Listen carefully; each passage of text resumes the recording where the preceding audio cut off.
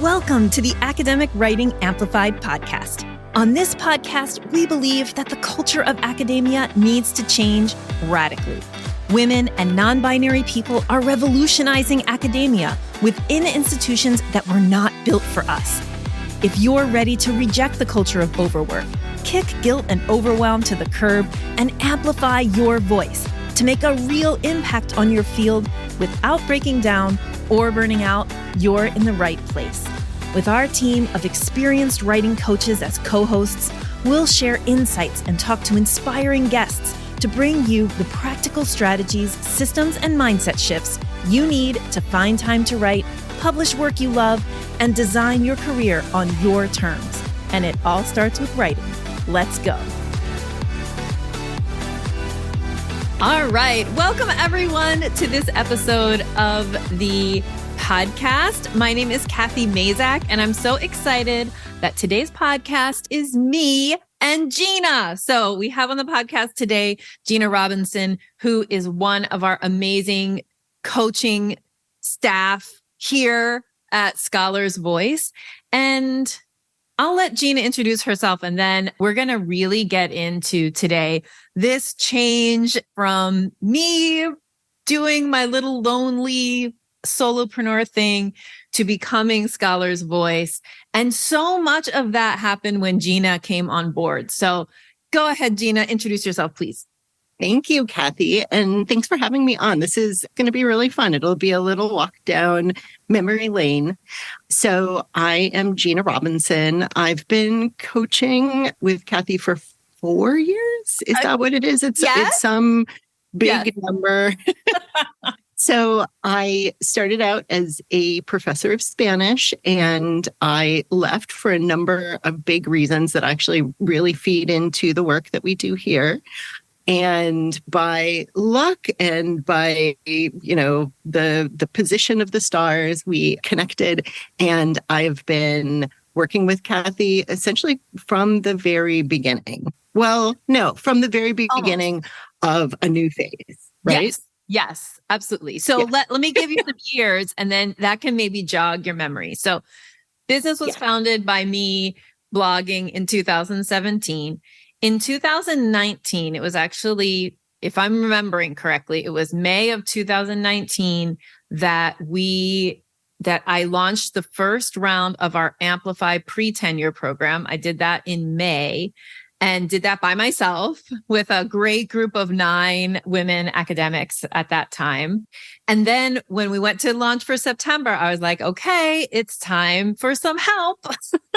So that's when I hired, and I think I hired you and Rocio for 10 hours a week. I think that was the starting point. And so, it was 4 years ago that happened. And I really see that as a point where even though I had hired people to help with the website and to help with the podcast production and all of those kind of things on the back end, hiring you and Rocio and having you come into the programs was really a turning point in the business. I don't know if you want to speak to that or how that looked from your perspective.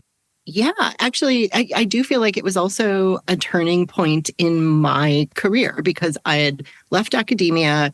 I hadn't fully processed exactly why and all of the things that had been going on. And so I had this real kind of ambivalent relationship. I was working in a nonprofit, and honestly, any humanities PhDs, nonprofits will love you. Yeah. But I still kind of felt like I wanted some kind of connection back to academia. I didn't know what that looked like. And that's kind of how our stories coincided. Yeah. And honestly, I think that without meeting you and without having sort of this part of my story, I don't think I really would have understood why I left academia. And so I think it was a real growth experience for me as well. But it was exciting. And it was also very interesting to try to explain to people what this new job was that I had. Yeah. Like, I'm working with this woman. She's really nice. No, don't worry. I'm sure it'll work out. It'll be fine. It'll be fine. So I think there's a couple things, right? I think actually in 2019, compared to now, people in academia, like in these circles, people in general, but also especially in academia, I don't think that coaching was as much of an accepted thing as it is now. I don't think people understood what it was. Like when you said you were a coach, people would be like in gym class, like a basketball coach, like what is like coaching? what sport are you good at? Right. So I think like part of it is that, right? That there's been a shift in the coaching industry that like now people kind of understand what coaching is. And now academics are seeking out coaching on purpose, where I really felt like in 2019, we always had to like draw people in with like training, and then they would experience coaching and then they would be like, this is amazing. But that I remember we would always lead with training. And now I feel like we can lead with coaching. Yeah, there really was a point in time where it almost felt like this very beneficial bait and switch, where we were describing ourselves as writing coaches because all of the stuff that was going on with people kind of trickled down into their writing. And so that's where they saw what was going on. And so we would start there, but then, kind of crack it open and realize, oh, actually, it's not the writing. Oh, I'm actually a good writer. And here are some actual sort of more systemic issues that are going on. And so that was a really interesting moment because that was when we started changing a lot of the way that we talked about what we did. Yeah, 100%. Yeah, I think that's part of the change as well that's happened over the years and why we wanted to become Scholar's Voice, because I mean, obviously the voice part still really for us, I think, goes back to that making your voice bigger through writing, but not exclusively. And I think we have over the years really struggled with that. Like you were saying, like the beneficial bait and switch, like we're going to be all over here talking about your writing because that's where you're seeing you're feeling the pain, and maybe not even in writing as much as in like publications. Like people freak out when they're like, oh crap, I need more publications out. Right. And then so we would come in, we're like, we're writing coaches, we can teach you how to do this. And then, but what they really were doing is career reimagination, and so our coaching ends up being much more about career, even though we draw people in with all of our talk about writing and publishing. I think that a lot of what has driven this, like from the perspective of a coach, is I'm using air quotes here. I know we're on a podcast, so I have to say that. The difficult people in our programs. And I'm using air quotes because this is actually the way that they often presented things. We'd have clients who would say, I know I'm being difficult here, but could you put captionings on your recordings? Or, I know I'm being difficult here, but I have ADHD and I need a specific, I need solutions that work for me. Yeah. And so in a way, I kind of want to thank anyone who's ever described themselves as difficult, because really it has been in that resistance to whatever we thought we were creating that really had us growing and extending what we were doing and actually connecting to clients. So I just think that's so interesting from a coaching perspective. And it also goes back to what you often say about co-creation. That's like a perfect example. Yes. Yeah, absolutely. And I just had a thought that that flew back out my head. I got lost. I lost a thought. Co-creation and the thing about difficult clients, right? Or people who are self-described as difficult. Like we actually have very few clients who we would describe as difficult, like over the years, like hardly anyone. But I wanted to describe a little bit too, or say that our clients often will say things to us like, oh, I have the whole non-traditional path.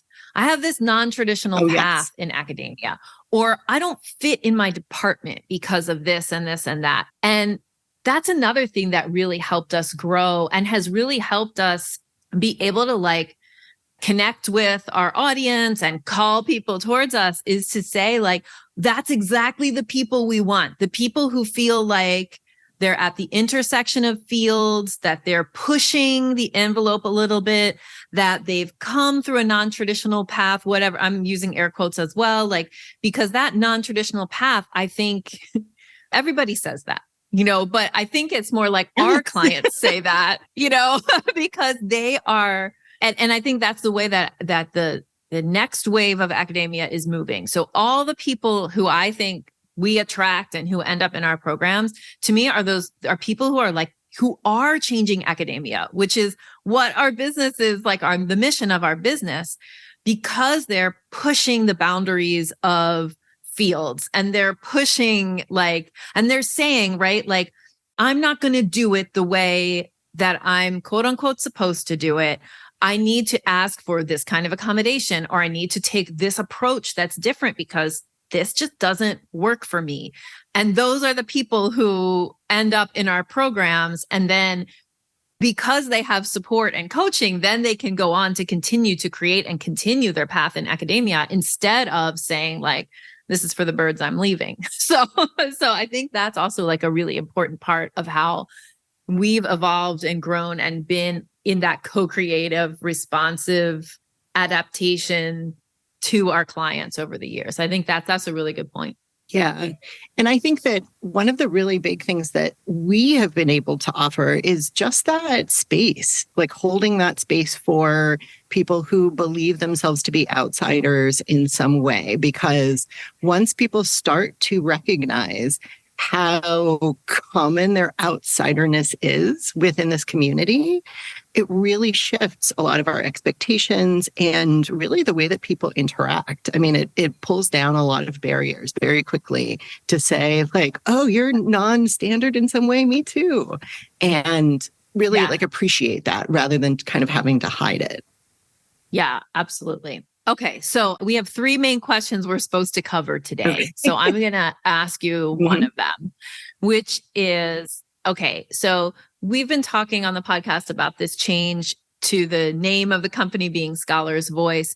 And of course, you all are seeing this for the first time now when we're recording in January of 2023. But back in the back end and behind the scenes, we've been working on it for over a year. So I wanted to ask you, and I'll answer this too, but let me ask you first, Gina, like, when did it become like obvious to you or clear to you that we needed to make some kind of outward change because things were changing behind the scenes?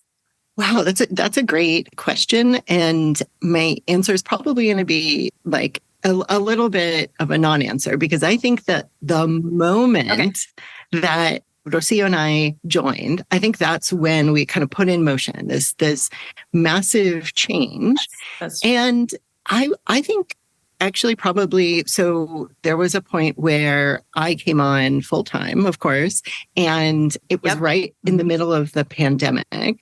And I think that maybe all of those things coming together, me personally recognizing that this was going to be a real company that I would work for full time, that kind of signaled something really big to me. But I also think that there was just so much that shifted during the pandemic, and there were so many messages that became clearer, and so many people who we saw kind of connecting with those messages that, I don't know, for me, that was kind of the moment. When I came on full time, I sort of felt like this is not just the Cathy Mazak show, even though I don't know if I would ever have called it that. Right. But yeah, that was kind of the moment when I felt like, okay, we're gonna be shifting to something new and different. Yeah, I agree. Absolutely. And I feel like for me, it became obvious we needed to change when I was no longer the main person delivering programs.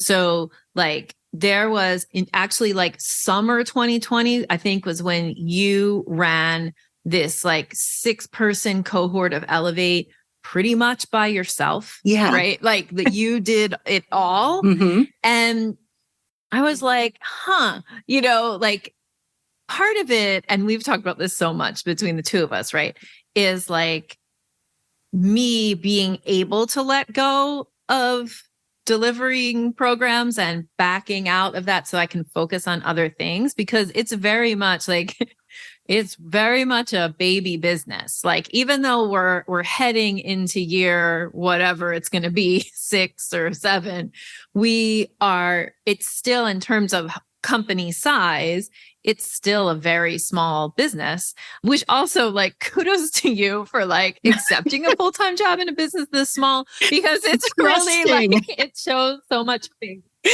It is like, I mean, sometimes I'm like, I don't know if they should be trusting me with all these employees, but okay.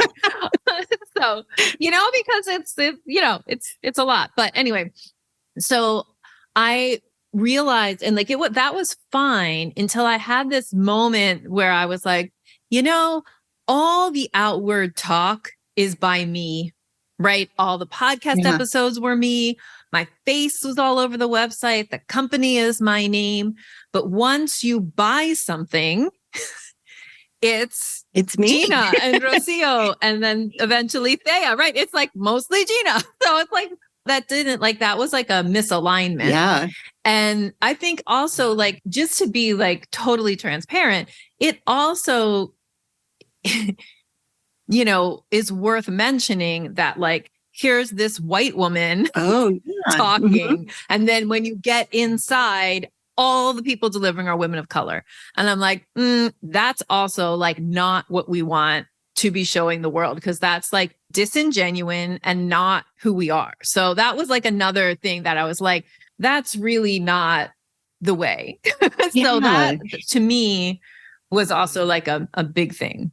Yeah. And going back to this question of trust, actually, I was really impressed that you trusted me with this, when you say, like, I ran a cohort, like, I was the one giving the workshops. I was the one doing all of the one-on-ones and the group coaching. So honestly, I could have taken it in any direction. And so it was really, it was a real big act of trust. And now that I think about it, that probably was the moment when I stopped thinking, like, how would Cathy answer this question, or, sort of align with what Cathy has established, and really started to like intuit, like, what is the best answer overall. And, those two things probably coincide quite a bit, but it felt really good to kind of shift to, okay, I know how to lead this group. I'm not sort of simulating what Cathy might do. And I want to thank you for that. That's another. Oh, no, I want to thank you for that, because the programs got better. The program got better when you started doing that too. 100%. Oh, thank you. Yeah. Okay. So let's keep answering the question so that Yulia, who wrote the question, doesn't, get upset. Okay. So, all right. So here's one. How are we creating a business that's different from other businesses, in your view? And then I'll answer for me as well. Okay. I love this question. It's a real, I talk to a lot of people about this dream job that I have. And it's really cool. Like, actually, when I left the nonprofit that I was working at to work full time, I said, I'm sorry, I found my dream job and I'm going to go with it. But one of the things that makes it my dream job, beyond like being able to do all kinds of cool coaching, is that we created a company together. And so we talk a lot about systems, and a lot about systems like that you create yourself, and then also like external systems. And I like to think of it as like, if you find yourself within a system that doesn't work for you, maybe you can create a system yourself that does work. And that's not always going to happen. Not everybody has, those kinds of resources, but that is kind of what we did. And it feels so good because I was talking to someone who got an email from a colleague because she'd taken a Zoom call in her car with her kids in the back, and they thought it was very unprofessional. And, it really hit me. I was like, oh my gosh, if someone within our company said that to me, I don't even know how I would respond, because one of the really basic parts of this system that we built is acknowledging who we are. So I'm a parent, I'm a caregiver. Yes. I have all kinds of other things going on. And so I don't necessarily have to change every element of my life to fit work. Sometimes we can make work fit our lives. And that it's actually very, very revolutionary to think of it like that. And from the perspective of someone who works in the company, it's awesome.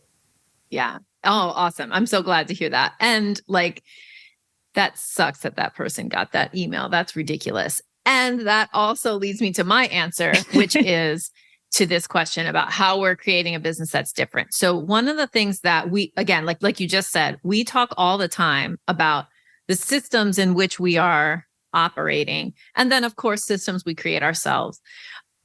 And we talk a lot about institutions. And I think for a long time, like a big part of the brand that I wanted to put out there is to kind of, and we still say this a lot and it's still true, is that we want your success, like despite your institution, not because your institution wants it or because you have checked all the boxes that your institution puts out there, right? Like, so as we've grown over the years, like I realized that what we're creating as a business is an institution, like it's not, and so it's not immune from the patriarchy and it's not immune from all of these things where other institutions grow and are created, right? So, in the nonprofit world, in the university academic world, schools, businesses, governments, all of these things, right? Like we are even creating something from scratch. I'm always looking, getting business coaching and looking at reading business books, looking at models of what other people are doing. So all of that is culturally created. And so if you blindly are like, I'm going to start a business and I'm just going to follow the latest business guru person, like, then you're going to end up replicating a lot of the harmful systems or the systems that are like drenched in patriarchy and racism and ableism. Like you're going to recreate that because of like what in education we would call like the apprenticeship of observation, right? Like because you've lived inside those systems for all of your life, like that's what you think you need to create, right? So you think you need to create something that looks like a triangle. Yes. Where there's like a dean at the top and then department chairs and then professors, or a business where there's a CEO and then there's directors and then there's employees and everybody lives in their little silo, and the top at the top is the CEO kind of puppet master person, like pulling all the strings and directing the whole thing. Right. And I really I'm very aware as we go through this business creation process that I am both suffering from the apprenticeship of observation and also really trying hard to always be able to see the meta and always be able to like step back and look and say like, okay, is a triangle what I want to create? Like I can see what metaphor, like this is something really important. What metaphors do we want to use? What language do we want to use to talk about things? Like, and so for example, like a concrete example of this is our org chart, right? Yeah. So I have spent so many hours of my CEO career thinking about organizational charts, right? And there is a while that I was like trying to create an org chart that was kind of like a baby version of any company org chart that you would find out there. There's a president or a CEO, and then there's like a marketing director. And for ours, it would be like an operations director and a marketing director and a program director. And then there would be these people under those people, and nobody's connecting with each other. Yeah. And besides the fact that felt very hierarchical, and it is like, that's a hierarchy. And so I wanted to just make sure I question, like, is that the hierarchy that I want to create? Do I want to create that type of hierarchy? But then also like, it just was like, we're not that size. And we might never be the size where we would have departments, You know what I Yeah. mean? Like, so that's when I started to play with this. You all know, if you've ever seen any of our stuff, that I love a Venn diagram. So like all of our stuff has Venn diagrams in it.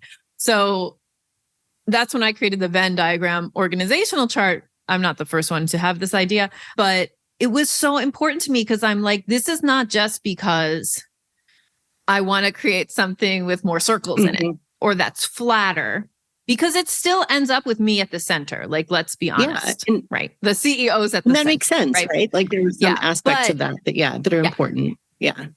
Right. And also that the humans are overlapping, like humans are existing, the human employees, right? They're the human team members are doing more than one department's work. Because we're so small, there's always gonna, or as long as we're as small as I think we're gonna stay, like that overlap is always going to be part of what we do. So like Gina used to do sales calls. Oh, yes. Remember, you used to do sales calls. We did, everybody has done like everything. Yes. Because that's like, because we were small and we're growing and we're like figuring it out. And so for me, how I'm trying to create a business that's different is like really understanding being small. And I'm saying small, like in the great scheme of businesses, right? It's like, so small, we could call it boutique, right? Boutique size. It's like, it's small. It's a boutique. It's not a chain store, right? And so it's a small. And how can we make sure that our values and the size of the business and the humans in the business, that we're all of those things are interacting in a way that is to everyone's mutual benefit? The employees, the contractors, the clients, like everybody it's like the institution that we're building is created with everybody's mutual benefit in mind, I guess is what I'm trying to say. And I do think that that's a different way to look at business, especially in this kind of age of software startups where it's like, grow, sell really big, like as a model when you're looking at entrepreneurship.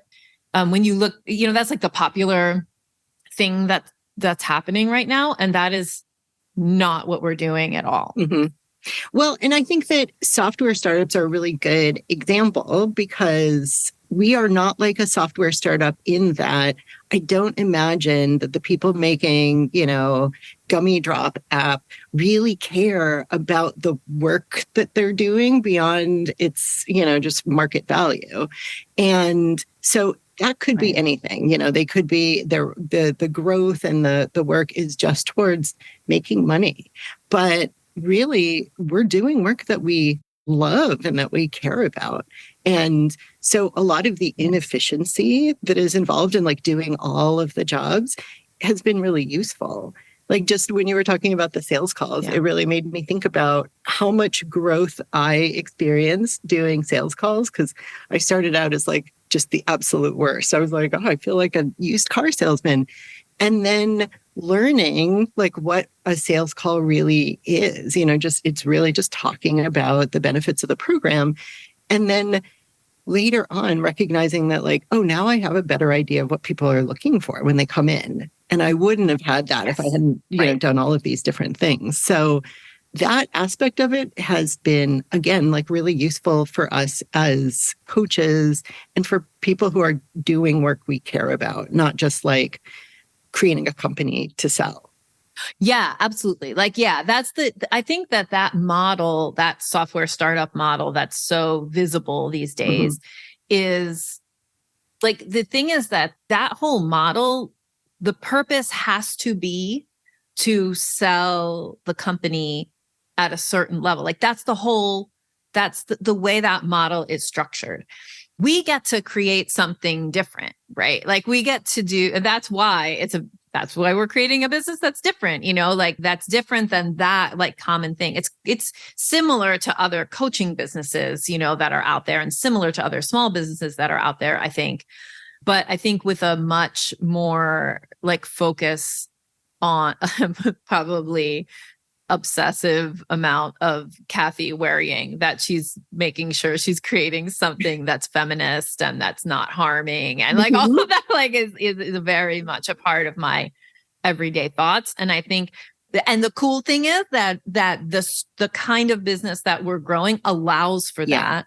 Whereas a software startup really doesn't allow for that, or at least it would be a lot harder to get investors to get behind that kind of mission-driven idea than it is for us. We don't need to get in that's another thing too, just like for geeky business people who might be listening, like we've never taken on investing money. We bootstrapped the whole thing.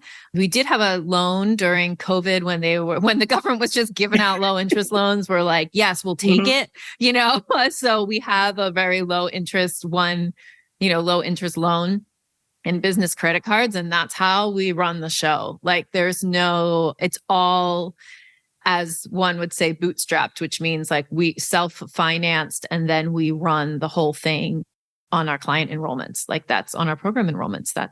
That's how we do. That's what pays for everything, including the amazing programs and the podcast and the website and all the things. So, okay. Our last question is a little bit it's been something that we've been working on at Scholar's Voice really over like actually, Gina, I think over a lot of the time that we've been working together, we've been trying to go for simplification and we have not always achieved it. Yeah. I forget what we were talking about. And when we were talking earlier this week, and I had I vividly remembered how complicated things were in around 2021. And I was like, dang, what? There's nobody making this business complicated except for us. Nobody's asking for more complication. Exactly. Nobody is like, make this more complicated. Like we did that. I mean, mostly me, but like we did that. So one of the goals for us in Scholar's Voice is to create programs that are simple and impactful.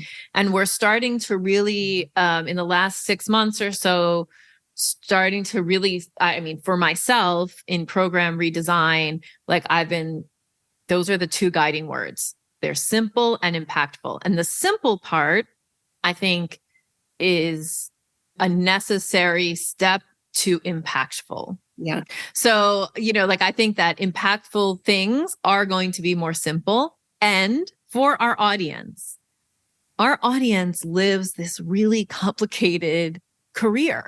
Right? Like what, teaching research service doesn't even capture the level of complexity and the level of project management that you're doing every day as a university professor. So the question is, how are we making programs that are more impactful and simple? I would love to hear your thoughts, Gina. Well, actually, I'll start with one really concrete example. One thing that I've felt the simplification of, and maybe because I've been pushing the simplification of, our momentum mindset sessions. So every Monday and then again on Tuesday for people who are kind of have different schedules, we run a 30-minute mindset call. And mindset, like just that word is just such a big thing. You could come up with all kinds of stuff. And I think in the beginning, we had so many ideas that we would load each momentum mindset session, remember 30 minutes, with like 10 questions. And and then we're going to write a letter to ourselves. And there were all of these elements to it. And as the person leading the session, sometimes I came out feeling like a little wrung out, like, oh, there are all these questions and I didn't even get to them. And so, now we've gotten to a point where we can crack open this whole really important topic for clients with one question and a lot of silence. One really good question that gets to the heart of what they're thinking about. And then just letting them actually spend some time and think about it. And that has been really hard for me. I mean, at every single momentum mindset, I'm like, I actually muted for the amount of time that I said I was going to mute because it's so hard to sit in silence because you think you want to fill it with more value. And that's not how it works at all. Filling the silence is not actually giving more value. Yes. And so in terms of a momentum mindset, 30 minutes now feels like this perfect amount of time to really open up a big topic and then maybe have some thoughts later on, but it's not like 15 questions where you feel like, once again, it's an opportunity to be behind because you didn't finish. Oh my gosh. I want to just jump on that. It's an opportunity to be behind. Mm-hmm. Oh my goodness. That is to me, that hits really hard. And we should keep that as one of like the guiding principles too of do not give clients more opportunities to be behind, because that would be like everybody comes into our programs feeling behind, right? Like, I mean, this is the nature of academic life. Like there's no caught up. You're never caught up. Nothing ever stops. You stop, hopefully, and we try to coach clients to stop like over the semester breaks and whatever, but the work never stops. So everybody's always like, I'm behind, I'm so behind, right? And then I think that, and I've said this to you, but to say like publicly, I have been afraid, as much as I coach people not to do things based on fear, I also do things based on fear. And so there was a time that I really thought we need to have all of these different program components to help the client get the result because it looks more valuable. If we give them more calls, if we give them more lessons, if we give them more, it looks more valuable. And then it seems like we can, we're earning the money that people spend, but that's not where value comes from. And so it's a continual journey for us really of continuing to see like, no, there is value in not giving the clients an opportunity to feel behind. There is value in simplification. There is value in focus. Right. In terms of us as the program focuses you on do this, let's talk about this. And then we complete and then this, not like everything all at once. And here's 5 different ways you could process that information and all of that stuff. But rather I don't want it to feel paternalistic or maternalistic. So hand holding is not really and blinders also doesn't feel right, but it's more like just how can we pace the programs and create the most impactful program components so that the clients get the result without feeling like I'm behind or just they have something else to be overwhelmed by. And I think that actually comes from this belief that, or this sort of good student mentality that a lot of academics have, right? Like, I'm going to join this course and I want to fulfill it. And I was just talking to clients about this yesterday, actually, that it's okay to take a customer service perspective. It's okay to express wants and needs and ask for them to be met. And so sometimes our pulling back actually then has clients saying, okay, here's something that I need. And then we can say, actually, we do have something. Right. Here you go. But when we just offer it all right at the beginning, it is really overwhelming, especially as you were saying, like for people who already have super complicated lives, like they really need something very, very simple to start at the very least. Yes. And also and impactful, right? So just one of the most simple and impactful things that we do, I think, is group coaching. So that's why when we were reconceptualizing Navigate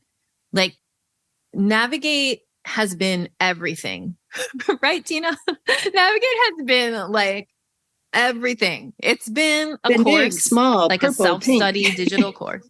It's exactly. It's been a course, plus you could get some coaching with it. The last iteration was this year-long version that had so many program parts in it that we really have swung in the other direction for the pilot that we're starting in February, which is, let's see, instead of there's all these digital modules and there's the momentum mindset calls and there's co-writing meetings and there's this and there's that and there's that. How can, and by the way, every digital module has 4 or 5 or 10 lessons in it. All of which are very useful. How can we but amazing. They are amazing. How can we kind of take this simple and impactful approach and just curate, navigate better and fit it into 12 weeks so that it's something that has a definitive start and end in a reasonable amount of time, that we can say, we know that you'll be able to get an article written and submitted by the end of the 12 weeks. As long as you come in, and we're pre-qualifying people coming in, as long as you have something that's almost done, or that's one of those art. Everybody has this. Gina also will say, Gina's everybody has 2 of these. They could do 2, yes. But I'm let's just promise 1 for the first round, right? But everybody has this thing that is so close to being done. We're going to make sure you get that thing out during the 12 weeks of the program. There's no doubt that we can do that, which also, for me to say that, has taken a lot of growth. But really, absolutely, we can do that. And we're going to put more group coaching in it because that is the most impactful thing that we do. Yes. So there's going to be digital modules and there's going to be group coaching, and there'll also be co-writing, but in a very curated way, in a very much you're going to have to do 2 things every week for 12 weeks. Watch or listen to a short digital module, a lesson, and then come to an hour-long group call. And sometimes that group call will be coaching call, and sometimes that group call will be a co-writing / co-working kind of call. Mm-hmm. So that's it. There's no extra stuff. There's not a bunch of other things. So that's it. Simple and impactful. And just before we wrap up, I want to make sure that I say we are accepting applications for this new version of Navigate. You can find the link to apply in the show notes. And also there's going to be a link in the show notes to just a Google Doc, because this is a pilot version of Navigate. So it's just a Google Doc that explains everything, including the call times, the price, the payment plan, if you wanted to use a payment plan, the basic curriculum, what we're going to be doing. And so all the program details that you would need to enroll are there. If you apply and are accepted, we also send you a link to have a short call with us to just sometimes people have to talk to a human. So we just want to give you that option. Not everybody will need to have a call. Yeah, it's not a sales call. It's not a sales call. We call it a clarity call. It's just making sure that you have all your questions answered. And lots of people are but I'm a special snowflake. So this, and that. And we agree you're a special snowflake, and all of those things we've dealt with before most of the time. But you want to make sure you hear about it from a human. So apply for this next pilot version of Navigate that's going to start on February 20 and end May 12. So that's my little call to action. Okay. To wrap up, this podcast episode has been about, some insight into this change from the solopreneur, Cathy Mazak LLC, to Scholar's Voice. Anything you want to add before we sign off, Gina? Again, I really just want to note how much it has been the clients that we've worked with that have helped us shape what it is that we're doing. And so I'm what I'm most excited about the future is connecting with more and more clients who are really kind of feeling the same thing. Again, it's this connection through that feeling of difference and outsiderness. And also I want to note that I think I'll be the one running the calls for the new Navigate. Yes, so absolutely. If you want to meet with me, that's another opportunity. Yes. If you want more Gina time, then come in and do our pilot 12-week Navigate. And I will say, just again, for transparency, we're going to run it again in the summer. the online business guru people will tell you to tell people, we don't know when we're going to run it again. So you have to do it now. But we don't say that. We know we're dealing with, and we are happy. We are academics and we're dealing with academics and we all plan ahead. So this cohort starts February 20, and then there will be a summer cohort as well that will start like right after the May 12th ends. So like the 15th or whatever, that will start and run until it'll end the first week of August. Then we take our company sabbatical, and then we'll run another cohort in September, starting there around Labor Day weekend in the States. So there are more opportunities. However, if you want to do the first one, then you should apply. And you don't want to wait around either to get these publications out. Like, let's do it in 2023. Let's like clear that pipeline, right? All right. Thank you, Gina, for being on the podcast today. Thank you, Cathy. Thanks for having me, going down memory lane with me. Yes, so much fun. All right. Have a great day, everyone. Bye. Thank you so much for spending your valuable time supporting yourself and your writing by listening to this episode.